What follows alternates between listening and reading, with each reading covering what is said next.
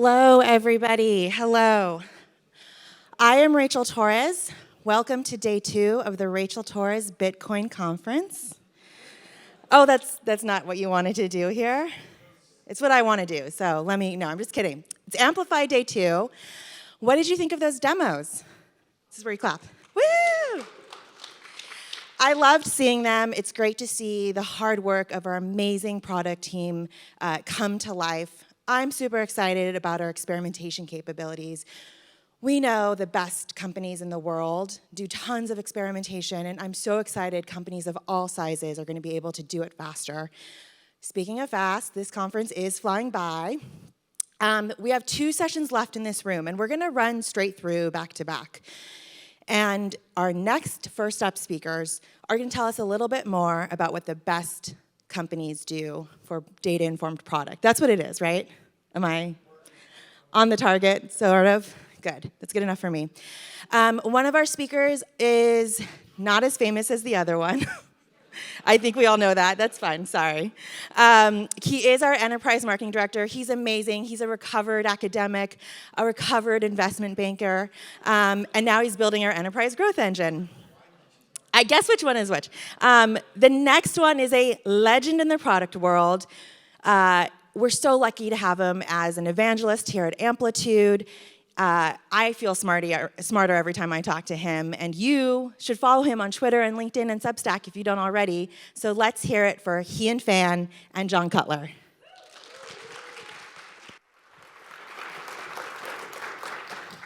Rachel. Hello. Oh, it works. There we go.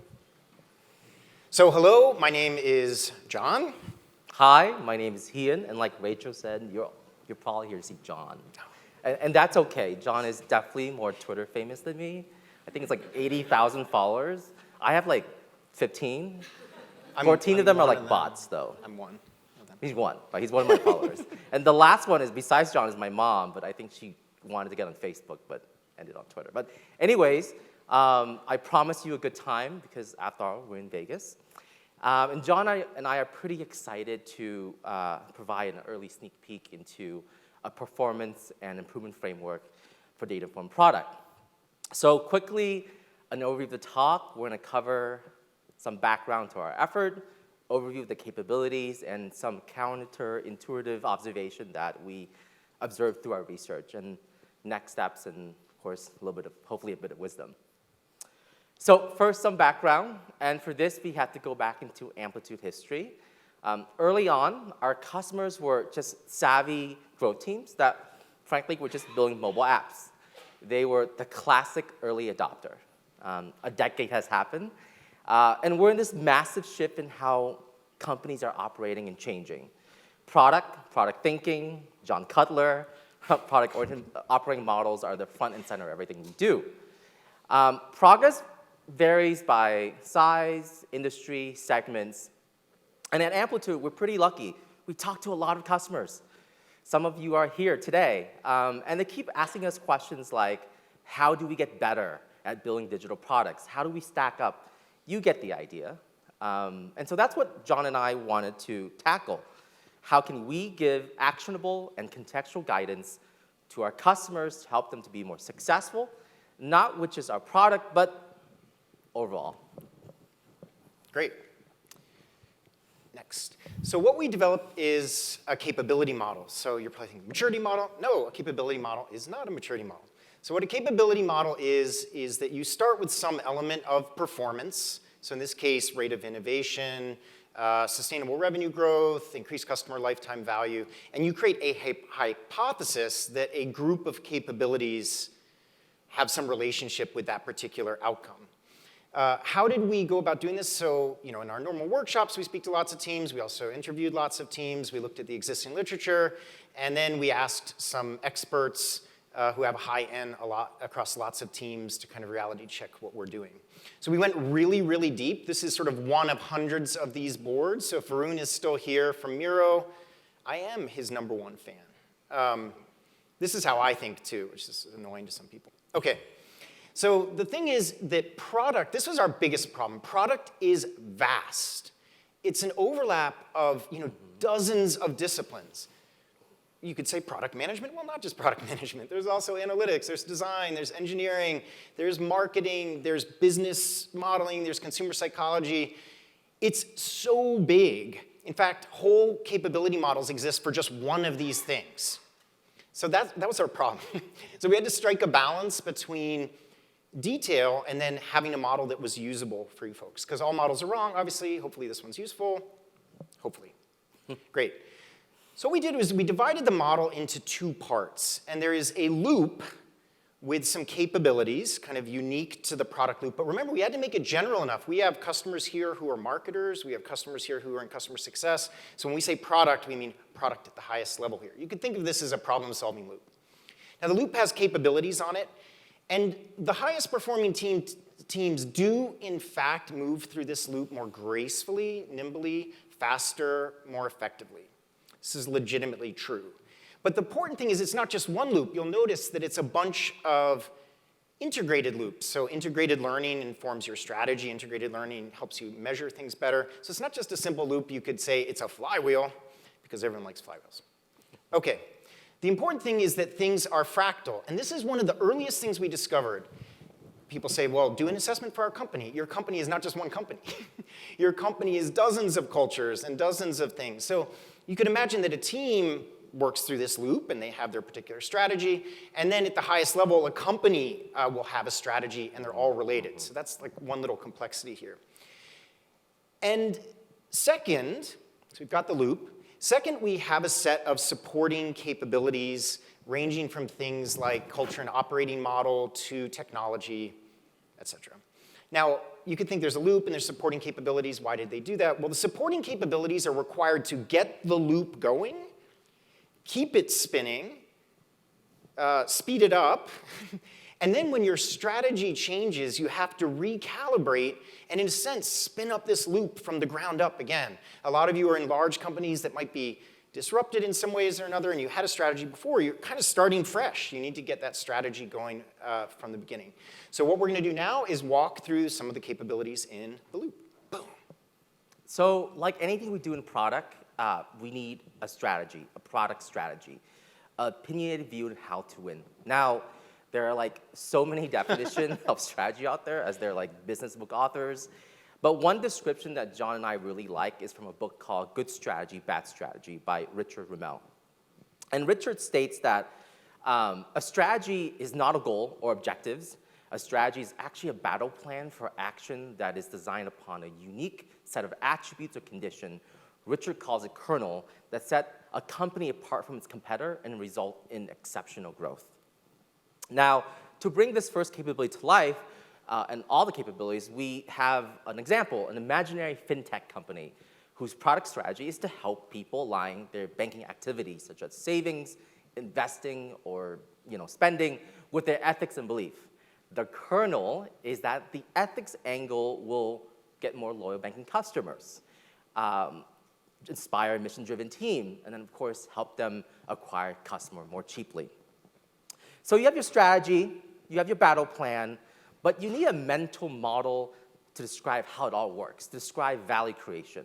When John and I refer to the word model here, we're really talking about qualitative models, so like flywheel, North Star framework, impact trees, and developing and communicating these model is a unique skill set.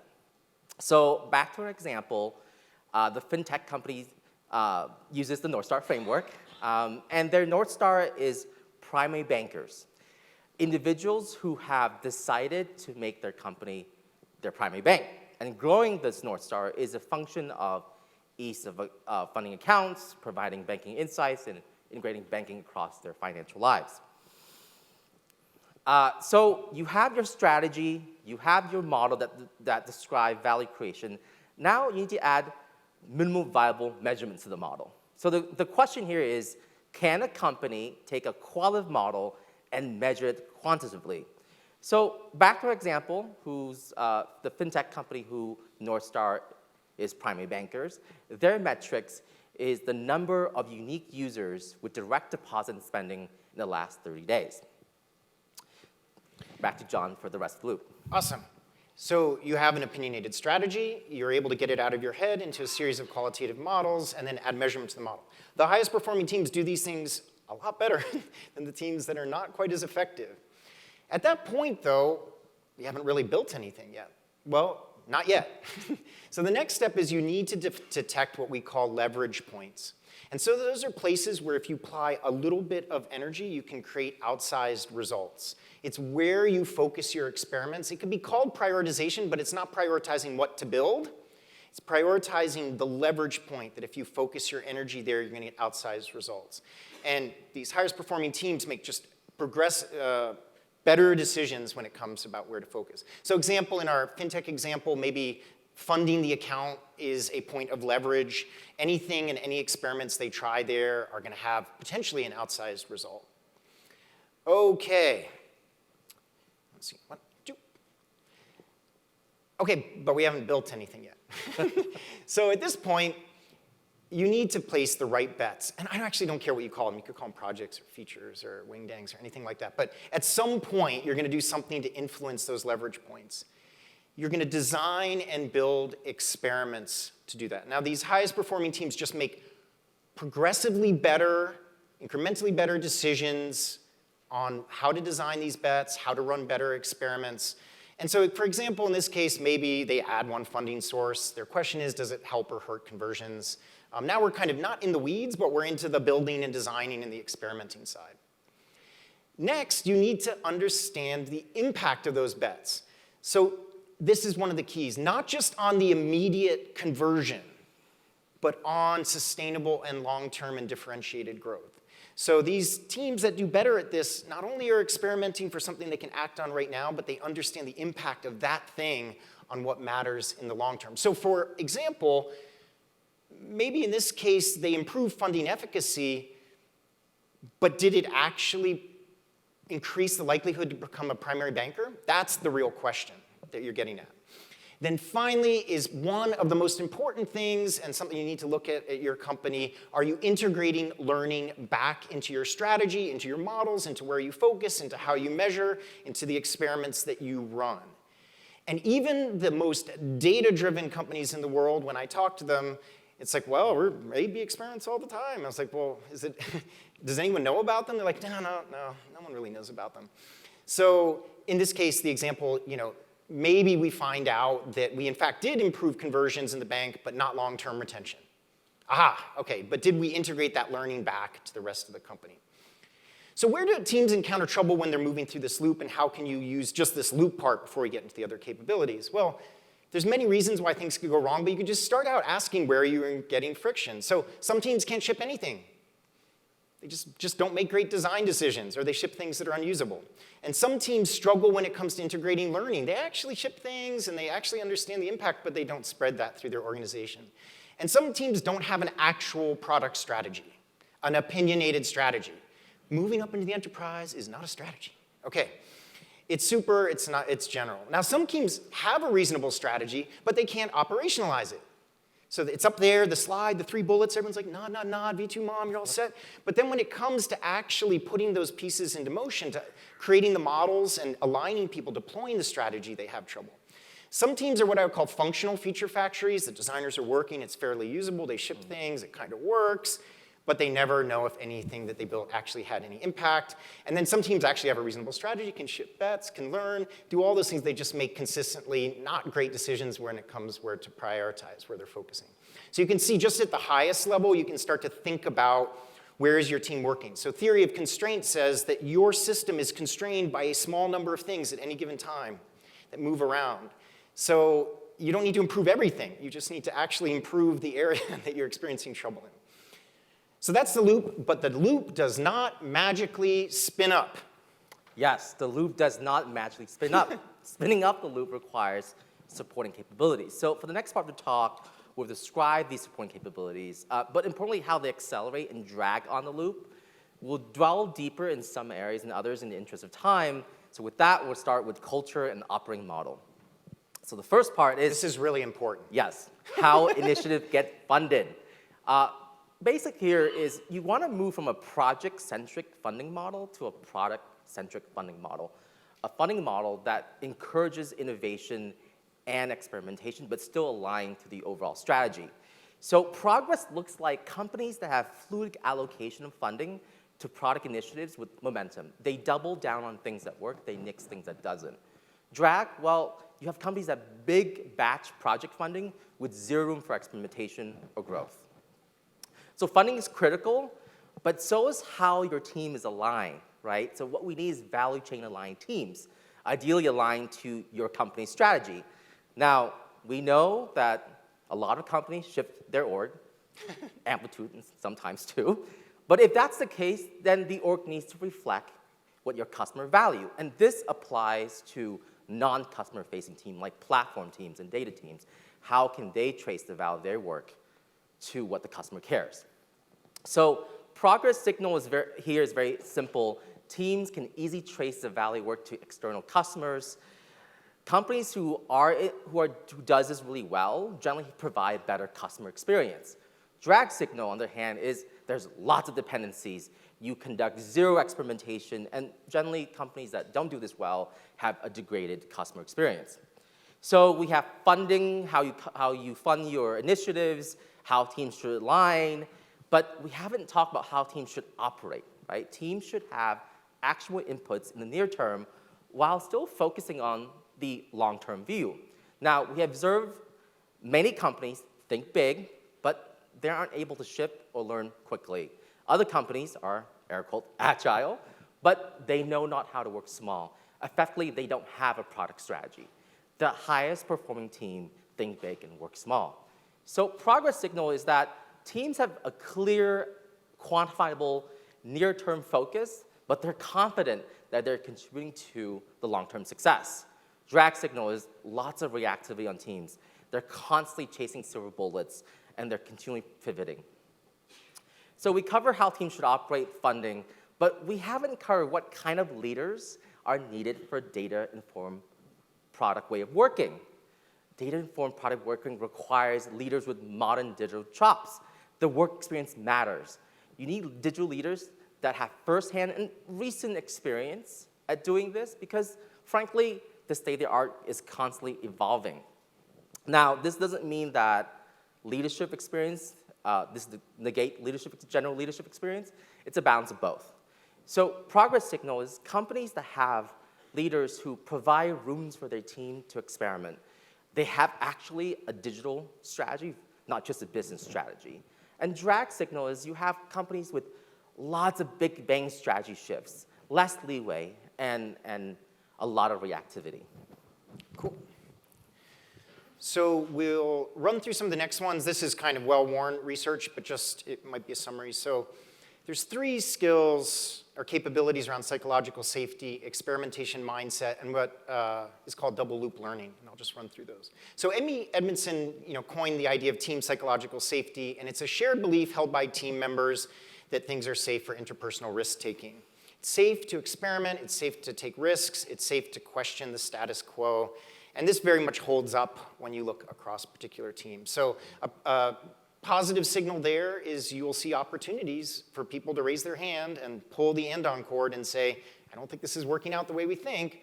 And drag signals here is 9 months later, you look back on something that went wrong, and you just see numerous opportunities that people were even saying it among themselves, but no one felt safe enough to raise their hand and say, we're going on the wrong track here. Now, psychological safety alone doesn't create an experimentation mindset. Frankly, I think the word experiment gets thrown around a lot, and it's just placeholder for just try it and don't ask too many questions. Let's just run an experiment. But real experimentation takes discipline, and I'm talking about the discipline of pulling features, of reviewing what the experiment taught you, of regular learning reviews. And it doesn't mean every experiment needs to be a controlled experiment. It just means that there's a level of discipline involved and rigor with what you're doing. And so, for example, progress signals here are failed experiments. I always ask the company, well, how's it going? They're like, well, the experiments are going great. Has anything failed? They're like, no. Which probably means they're not really running experiments because they're not learning anything. So it's, there's a search algorithm that explains that really well. Okay, the next thing is the drag signal is that you experiment in name only, that kind of, we're going to run some experiments, but there's no real review and no follow-up. And let me get this to go straight. And then finally, we have double loop learning, which is what I consider to be kind of one of the fundamental things here. And it's the ability, especially for the companies of yours that are in a sort of disrupted transition, and that's the ability to re-examine the core beliefs and mental models. So these models that underpin everything. So what we find at Amplitude is some teams are experimenting all the time, but when it comes to questioning the core beliefs under their strategy, there's not suitable safety, there's not an environment where they can question. There's very data-driven, but when it comes time to pivot, they're just not able to question those beliefs. So the progress signal there, you see people sort of revisit and redefine these underlying models. The drag signal is just stubborn attachment to beliefs. Year after year after year, just stubborn attachment to the core underpinning beliefs. Awesome. So we cover operating model practices and culture. We really haven't covered modern development deployment practices that enable teams to be more outcome focused and frankly create an environment with less dependencies, right? So when we refer to practice, we're talking about like feature flagging, continuous integration, loosely coupled architecture. All this is foundational, and they're just part of the plumbing. We drew heavily from the DevOps Research and Assessment Report, and progress signal looks like, well, companies are continuously delivering on product and features. They remedy issues pretty quickly. They have safe releases in days and not in weeks or months. And drag signal is, well, frequent outages, long lead time, and if your team is going to sleep and they're afraid of that things are breaking, well, no amount of empowerment is going to change things. You just have to fix the problem. You need to empower them to fix the problem. Exactly, fix the problem. So at the end of the day, the loop is just about being customer-centric, right? So the smooth function of the loop is a function of integrated customer knowledge. And this spans ability things like to identify the customer, a view of the customer journey, the right balance between qualitative and quantitative data, and segmentation. So progress signal here is, well, teams have strong collaboration, maybe between marketing and product. They're more explicit with their targeting when it comes to experimentation. Drag signal, well, you have siloed customer knowledge. You have companies with things like all things to all people strategy. We're going to build for everybody. So understanding customer knowledge is important, but so is the mechanism to which you distribute that knowledge to the rest of your company for decision making. After all, moving through the loop is all about decisioning, data-informed product decisioning, which includes things like data access, awareness of your taxonomy, data storytelling, and really the right balance between self-sufficiency and insight quality. So progress signal here is teams are fairly competent at data-informed decision-making. They have great data onboarding based on your role and your expertise. And drag signal here is huge gaps between center of expertise and average employees. So far, you're probably wondering that why is this model about Amplitude? We are Amplitude employees. That's on purpose. While we think we're great, we're part of a bigger ecosystem that support data-informed product way of working. And some might call it the modern data stack. John and I are calling this capability the modern data stack too, because frankly, we kind of ran out of creative naming ideas. But with that said, our definition of it is aligned to experimentation, data access, quick reaction times, and you're empowering teams closest to the problem to solve the problem autonomously, but still aligned to the strategy. And frankly, the stack supports all the other capabilities to safe experimentation, data literacy, and even modern development practices. So progress signal is, well, the loop is spinning pretty fast. Access to insights and experimentation are reasonably fast and self-serve.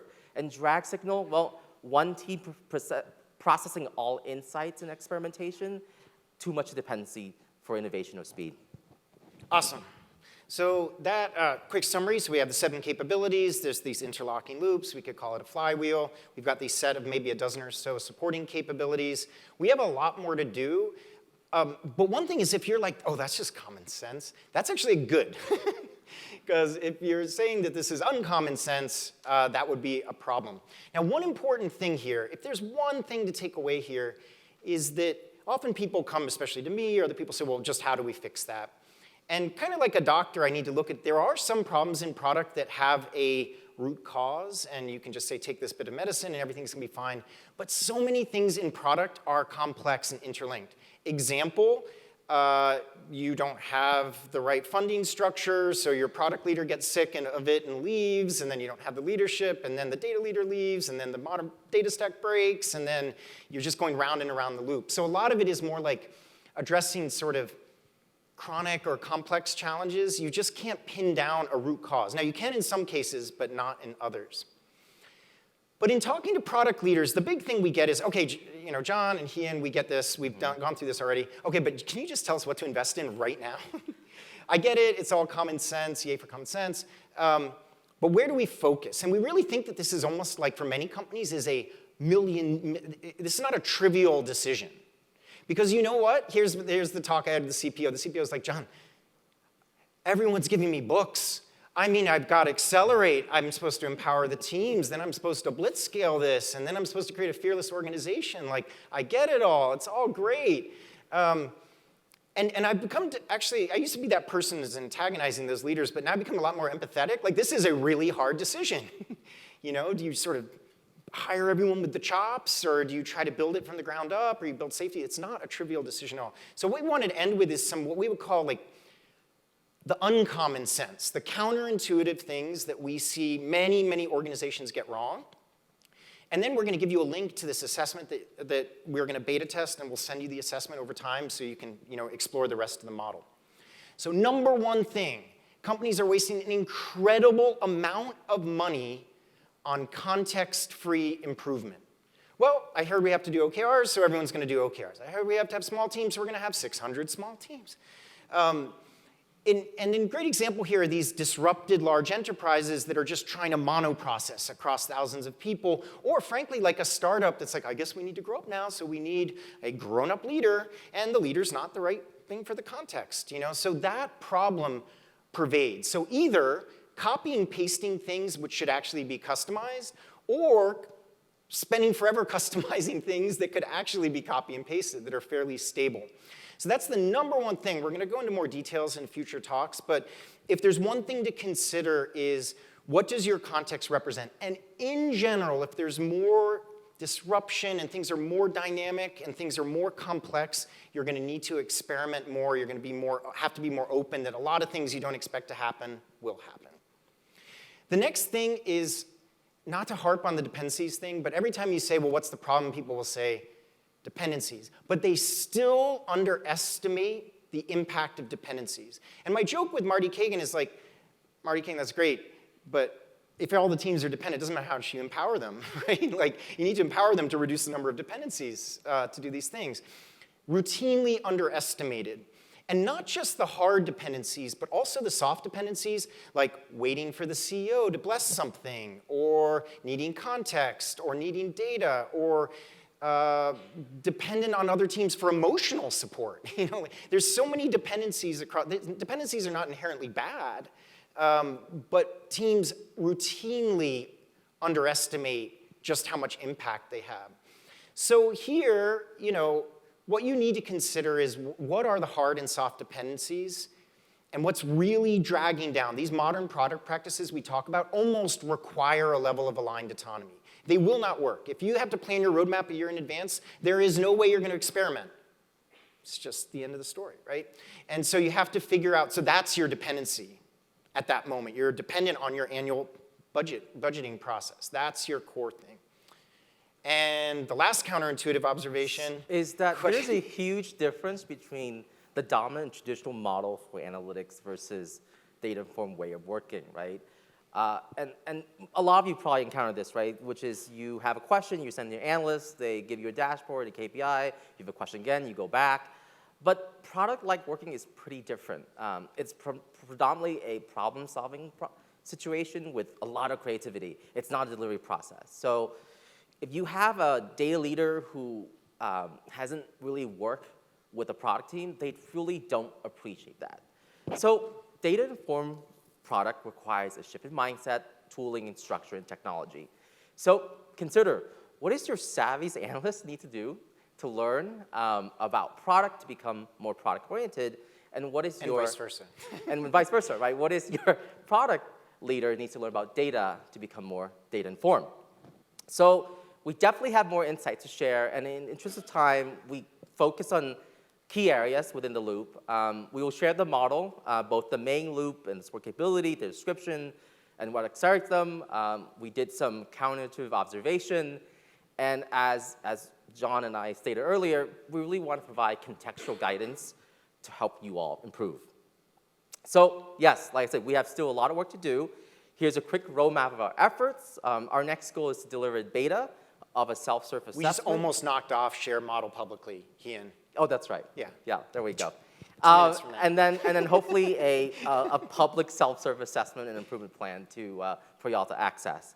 So we want to offer everyone here an early access to our minimum viable assessment. We'll be sending this out shortly in the coming weeks. So please sign up with the QR code up there.